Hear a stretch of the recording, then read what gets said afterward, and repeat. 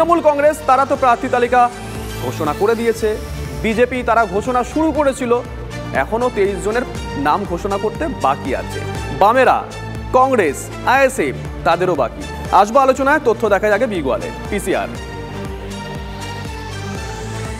প্রথম দফায় 20 আসনে প্রার্থী তালিকা প্রকাশ করে বিজেপি। 24 ঘন্টার মধ্যেই আসানসোলে নাম প্রত্যাহার পবন সিং এর।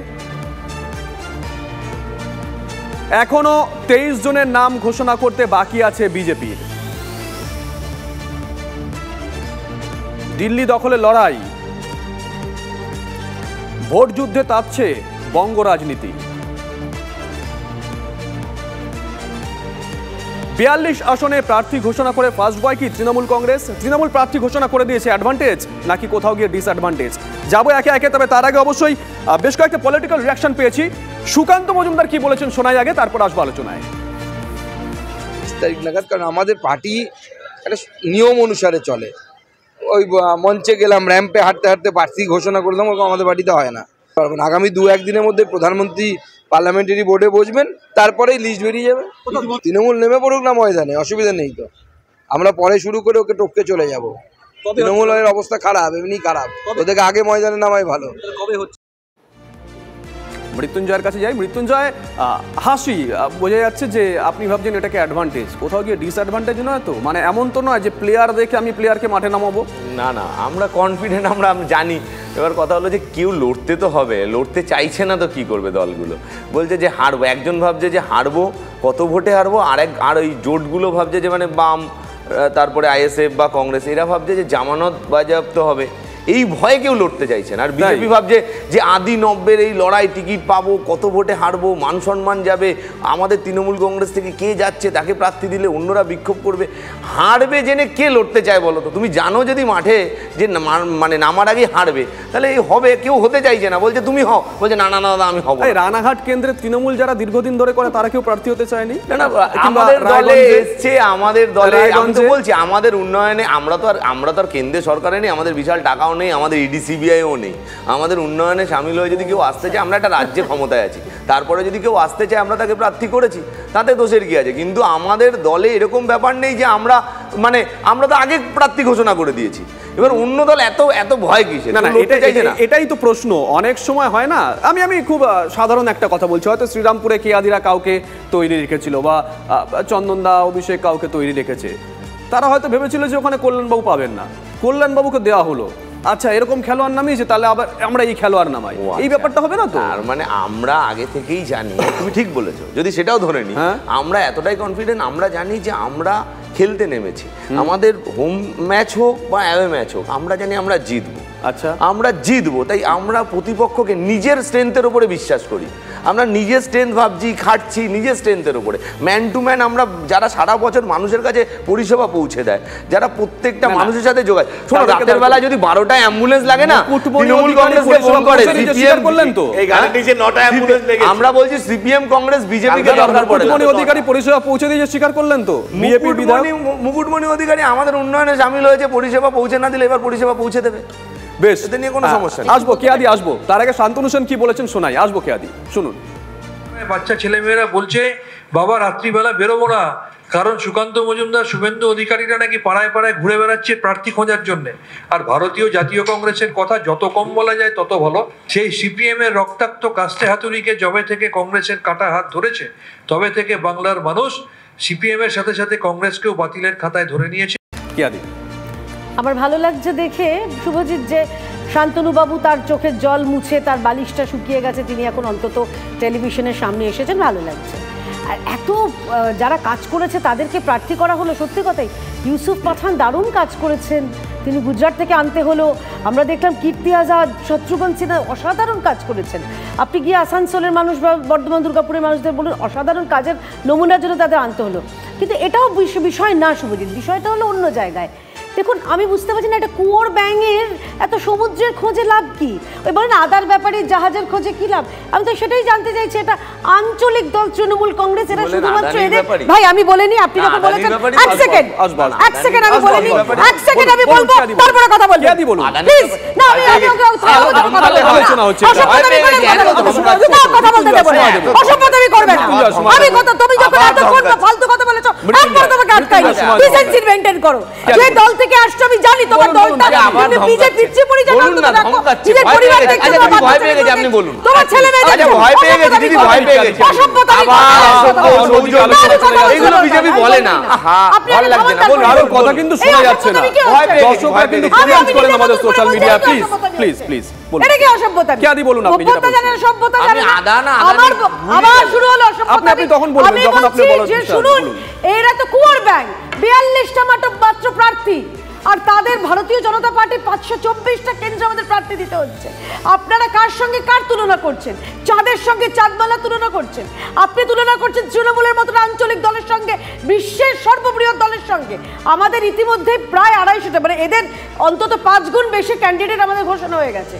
বারে বারে হবে, যেটা আমাদের মাননীয় রাজ্য সভাপতি বললেন, আমাদের কিছু নাম ঘোষণা হয়, তারপরে পার্লামেন্টারি এবং তারপরে সহজ প্রশ্ন হচ্ছে এদের এত কেন না আমি প্রশ্নটা করি, আপনি উত্তর দিন। জানেন তো এরা ভয় পাচ্ছে কাকে কাকে দাঁড় করাবে, কত ভোটে হারবো, ভয়টা সেই জায়গায় না। আমার একটা প্রশ্ন হচ্ছে, 23টা আসনের মধ্যে এমন আসনও রয়েছে যেখানে আপনাদের জেতা এমপি রয়েছেন, সেই আসনগুলোর প্রার্থী তালিকা তো ঘোষণা করা হয়নি এখনো। একসঙ্গে আমি তো বললাম, আমাদের তো শুধু আপনি পশ্চিমবঙ্গ নিরিখে দেখছেন কেন, আমাদের বিভিন্ন রাজ্য, মানে পুরো দেশটার মধ্যে আমি প্রায় 267 জন সম্ভবত আমাদের ইতিমধ্যেই প্রার্থী ঘোষণা হয়ে গেছে, প্রথম লপ্তে এবং দ্বিতীয় লপ্তে। এরপরে আবার পার্লামেন্টারি বোর্ডের মিটিং বসবেন, সেখানে পার্লামেন্টারি বোর্ড, আমাদের ইলেকশন কমিটি যারা আছেন তারা বসবেন। তারপরে মানে অর্থাৎ তৃণমূলের তো এরকম না, ট্রেডমিলে হাঁটতে হাঁটতে নাম ঘোষণা করে দিলাম, বাজেট পেশ করে দিলাম। অভিষেক অনেকক্ষণ ধরে হাত তুলে আছে। অভিষেক, আপনি কি বলবেন আমি জানি না, প্রশ্নটা করে রাখি, আপনাদের প্রার্থী তালিকা কবে, কোনো এর মধ্যে আসার সম্ভাবনা আছে?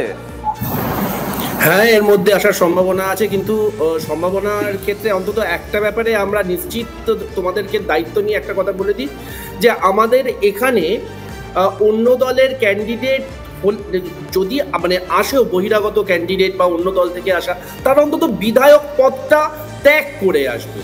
কারণ ইলেকশন কমিশনের নিয়ম বলে হচ্ছে তুমি একই সঙ্গে তোমাদের তো সিম্বল পেতে হয়, নির্দল হয়ে যেতেনি। যে 3 জনের নাম নিয়ে আমরা আলোচনা করছিলাম, যেমন ধরো মুকুটমণি অধিকারী, কৃষ্ণ কল্যাণী, বা ওই যে কি নাম বিশ্বজিৎ দাস। তো সমস্যা হচ্ছে যে ভারতবর্ষের বা পৃথিবীর সর্ববৃহৎ দল এবং অত্যন্ত ডিসিপ্লিন দলের যে পার্লামেন্টারি কমিটির চেয়ারম্যান, তার এমএলএ পদটাকে ত্যাগ করবার জন্য বা নিলম্বিত করবার জন্য অ্যাপিল করেনি। কলকাতা পুরসভায় অভিষেক একজনের নাম আপনারা ঘোষণা করেছিলেন, আমি জানি না তৃণমূল কংগ্রেসের জেতা কাউন্সিলর উনি ছিলেন কিনা, পরের দিন নামটা আবার উইথড্র করে নেওয়া হয়। তিনি করছেন না। আমি এত সাইড টকের মধ্যে তোমার প্রশ্নটা শুনতে পেলাম না, একবার একটু বলবে? কলকাতা পুরসভায় প্রার্থী তালিকায় একজনের নাম আপনারা ঘোষণা করেছিলেন, আমি জানি না তিনি তৃণমূল প্রার্থী হয়েছিলেন কিনা, তার আগে তিনি জিতেছিলেন কিনা, আপনার যদি স্মরণে থাকে বলতে পারেন। না, আমার এই মুহূর্তে সত্যি মনে পড়ছে না। 1 নম্বর।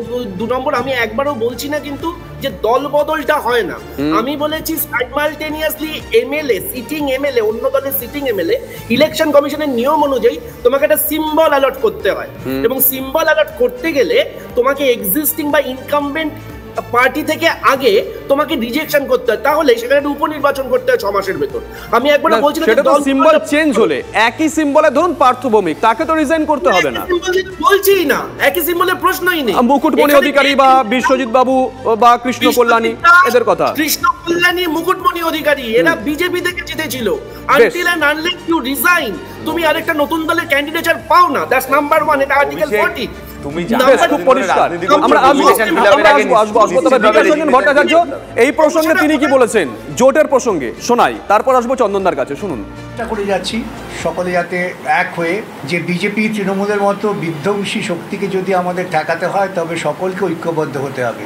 আশা করি জোট হবে, আর তা না হলে যারা এই জোটের সঙ্গে থাকবেন না, ধরে নিতে হবে তাদের সঙ্গে বিজেপি বা তৃণমূলের গোপন আঁতাত আছে। চন্দনদা, আপনার কাছে যাই বিকাশবাবু শেষ লাইনটা ধরে, মানে কেউ যদি আপনাদের সঙ্গে না থাকে, উনি যেটা ইঙ্গিত করলেন, তাহলে মনে করতে হবে যে তার বিজেপি বা তৃণমূলের সঙ্গে গোপন আঁতাত আছে। আমার সরাসরি প্রশ্ন, একটা সময় আপনারা বলতেন অকংগ্রেসি অবিজেপি একটা জোট, যদি আজকে কেউ বলে যে আমরা অকংগ্রেসি অবিজেপি অবাম অতৃণমূল, আপত্তিটা কোথায়? কি ওরা গুলিয়ে দিচ্ছেন? আমরা তো খুব সহজ কথাই বলেছি। কোথায় গোলালাম এবং সরাসরি আপনারা একটা সময় বিজেপি এবং কংগ্রেস আপনার সাথে তো আবার ডিবেটটা আপনি প্রশ্ন করেছেন, আমাকে উত্তরটা দিতে আপনি বলছেন গুলিয়ে দিচ্ছেন। গুলিয়ে দিচ্ছেন, একদমই গোলাচ্ছেন। আমরা গোলাচ্ছেন কেন বলছি? একদমই আমরা গোলাচ্ছি না। অত্যন্ত পরিষ্কারভাবে ঘোষণা করেছি তৃণমূল এবং বিজেপি দুজনের সাথেই আমাদের লড়াই। কারণ আমরা এটা বিশ্বাস করি যে পশ্চিমবাংলার রাজনীতিতে আপনি দেখলেন না, আগের টপিকটা কি দেখলেন? 42 জনের মধ্যে 6.5 জন বিজেপি টিএমসি ক্যান্ডিডেট ডিক্লেয়ার করেছে, 6.5 জন তারা বিজেপি। জোটে ছিল না, ইন্ডিয়া জোটে ছিল না, তার মানে জনের মধ্যে 6 জন টিএমসি থেকে করেছে। ফলে এটাকে আমি আমাদের কথা তো প্রথম দিনও যা ছিল আজও তাই, টিএমসি এবং বিজেপি দুজনের বিরুদ্ধেই যারা লড়তে চায় তারা একটা জায়গায় আসছে। আপনারা যাকে নিয়ে 21-এর নির্বাচনে লড়াই করলেন সেই আইএসএফ, তারা ইন্ডিয়া জোটেও ছিল না, এনডিএতেও ছিল না। তার মানে কি তাদের কারোর সঙ্গে গোপন বোঝাপড়া আছে? না, তাদের সঙ্গে তো কথা চলছে। গোপনের কি আছে? গোপন বোঝাপড়া তো টিএমসি আর বিজেপির আছে, যেটা আপনাকে বলার চেষ্টা করছি।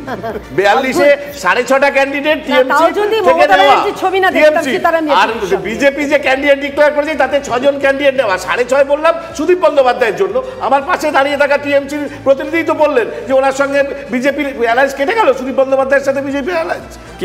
তার জন্যই আমি বললাম। আর আসল কথাটা সে 1 মিনিট আমি 1 মিনিট কথা আমার মুখে বসিয়ে দিচ্ছি। ঠিক আছে, এখানে সুদীপ বন্দ্যোপাধ্যায় নিয়ে কখন আলোচনা হয়? না মানে আপনি ক্যান্ডিডেট দেননি, এখন উত্তর করবেন, এখন উত্তর কলকাতা দেননি আপনারা। সুকান্তবাবু বললেন তো যে আমাদের পার্টিটা একটু অন্যরকম ভাবে হয়। একদম ঠিক বলেছেন, আমি ওনাকে একমত যে প্রথমে ওষুধের কোম্পানিগুলো জিএসটি দিয়ে এমআরপি বাড়িয়ে দেবে, আমরাই আমি 18% টাকা দিয়ে ওষুধ কিনবো, ওষুধ কোম্পানিগুলো ইলেকট্রাল বন্ডে টাকা দিয়ে দেবে, তারপর সেই ইলেকট্রাল বন্ডে টাকা দিয়ে জেট প্লেন কেনা হবে, জেট প্লেন এসে দমদম এয়ারপোর্টে নামবে, তারপরে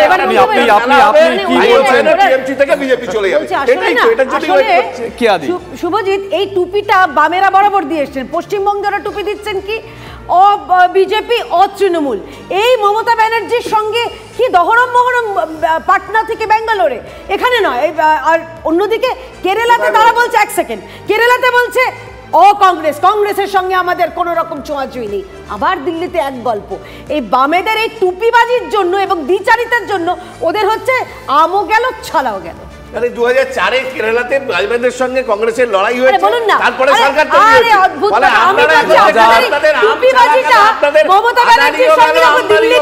চন্দনদা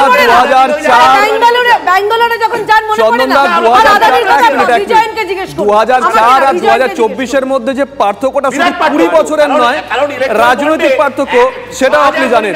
মৃত্যুঞ্জয় আর 1300 কোটি টাকা টিএমসি পায়, মৃত্যুঞ্জয় আর ডিএমকে থেকে টাকা নেয়, সোভিয়েত ইউনিয়নের টাকা আছে। আলোচনা হচ্ছে না, প্রসঙ্গে থাকি। আমি তো আবারও বলছি, বামেরা আগে বলুক যে কোন কটা আসনে, মানে বাম কংগ্রেস যারা জোট করছে বা আইএসএফ নিয়ে কটা আসনে জামানত বাজেয়াপ্ত হবে না, আর বিজেপি বলুক কটা আসনে সেকেন্ড হতে পারে। না, জামানত বাজেয়াপ্ত হবে না, এটা যদি হয় তাহলে তো আবার আমি তো বলছি আর কটা আসনে বিজেপি সেকেন্ড হতে পারবে।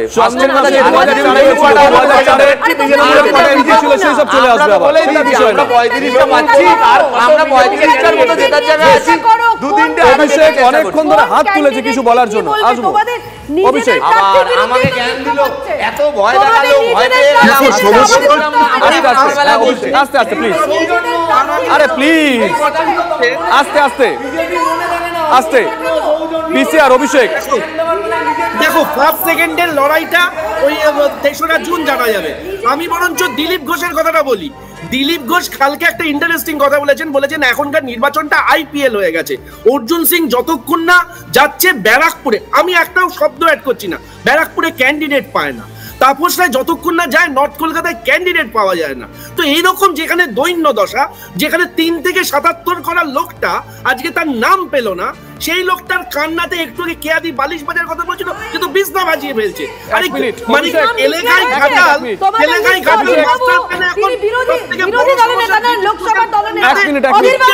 অভিষেক please please Abhishek Victor please কেয়াদি 1 মিনিট, কেয়াদি 1 মিনিট।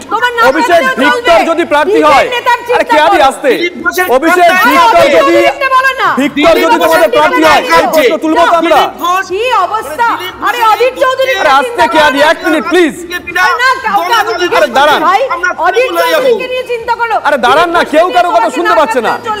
অভিষেক ভিক্টর যদি প্রার্থী হয় ফরওয়ার্ড ব্লক থেকে গিয়ে, তাহলে এই প্রশ্ন তুলবো তো। মানে বোকা বোকা কথা না বললেই নয়, আলুটো সোনার পার্টি তো। আমি বলছি অধীর চৌধুরী বেশ, তোমার নেতা, আরে তোমার নেতা অধীর চৌধুরী। বেশ, অসংখ্য ধন্যবাদ আপনাদেরকে। দেখুন, আমরা এই আলোচনাটা করি মূলত কিছু তথ্যের জন্য। তথ্য দিয়ে আলোচনাটা শুরু হয়, কিন্তু তারপরে আলোচনা শেষ হয় কিভাবে সেটা আমি এখানে দাঁড়িয়ে সঞ্চালক হিসেবে যেমন শুনলাম, দর্শক হিসেবে আপনারাও শুনলেন।